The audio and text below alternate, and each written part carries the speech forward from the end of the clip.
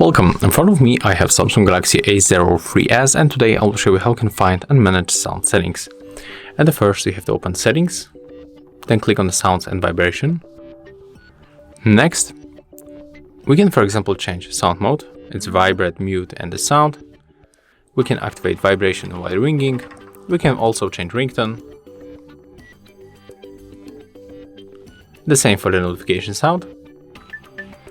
Here we can control volumes of ringtone, media, notifications and the system. And we can change function of the volume keys by tapping on the switcher.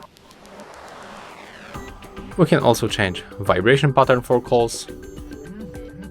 The same for the notification vibration pattern. Vibration intensity, system sound vibration controls by tapping on the switchers.